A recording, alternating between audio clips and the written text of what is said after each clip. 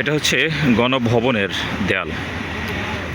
যে দেয়ালকে বলা হতো প্রাচ্যের চীনের যে দেয়াল, সেটা থেকেও অনেক মজবুত।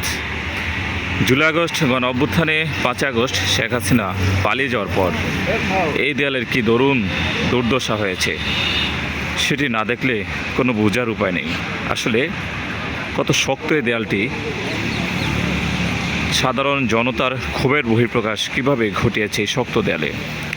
তার পাশে সবুজ শ্যামল একেবারেই সুন্দর পরিপাটি ঘেরা যে উদ্যান ঠিক যেমনই ছিল তেমনই আছে, শুধু গণভবনের এই সৌন্দর্য বিলীন হয়ে গেছে। আসলে 5 আগস্টে যেই ঘটনা ঘটেছিল শেখ হাসিনা পালিয়ে যাওয়ার পর, সেই গণভবনের একেবারে যে দেয়াল রয়েছে, সে দেয়ালের কি দৈন্যদশা হয়েছে। দেয়ালের ভিতর থেকে গণভবনের ভেতরের দৃশ্য দেখা যায়। সুন্দর পরিপাটি করে সাজিয়ে রাখা সেই গণভবন এখন আর সেই গণভবন নেই। একেবারেই নিস্তব্ধ নীরবতা, জনশূন্য, আগের মতো নেই তেমন উৎসাহ উদ্দীপনা সাজগোজ। গণভবনের দেয়ালটি দেখলেই বোঝার উপায় নেই গত কয়েক মাস আগেও এই দেয়ালটির অপর প্রান্তে কে আছে, কারা সেখানে অবস্থান করছে, কিংবা ভেতরের কি দৃশ্য সেটি দেখার মতো কারো সৌভাগ্য হয়নি। বিশেষ করে এই দেয়ালের ভিতর থেকে এখন গণভবনের ভেতরের একেবারেই সব দৃশ্যই দেখা যায়।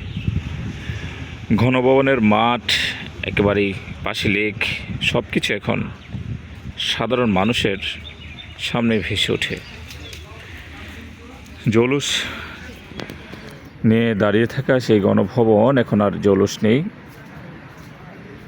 দেয়াল, প্রত্যেকটি দেয়াল বিধ্বস্ত, ভেঙে চুরমার করে রাখা হয়েছে।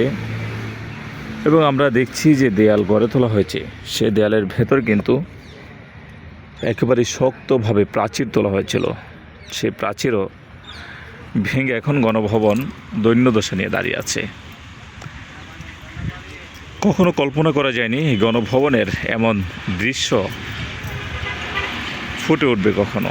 বাঙালি জাতির যে আক্রোশ, সে আক্রোশ এই গণভবনকে ঘিরে সেটি সাধারণ মানুষ ফুটিয়ে তুলবে। আসলে রাজনীতির এক করুণ দুর্দশা হয়ে দাঁড়িয়েছে বাংলাদেশের 5 আগস্টে।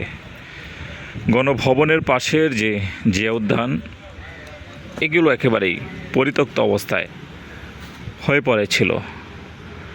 বর্তমানে শেখ হাসিনা পালিয়ে যাওয়ার পর থেকে যে উদ্যানের ভেতর এখন নানা রকম প্রোগ্রাম হয়।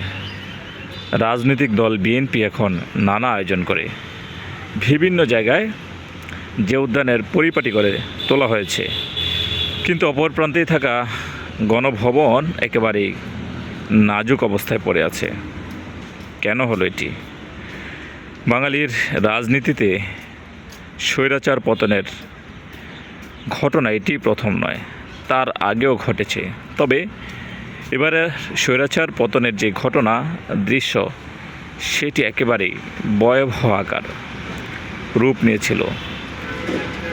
যেই ভয়াবহের রূপ, দৃশ্য, সেটি শুধুমাত্র গণভবনের দেয়ালেই ফুটে উঠেছে।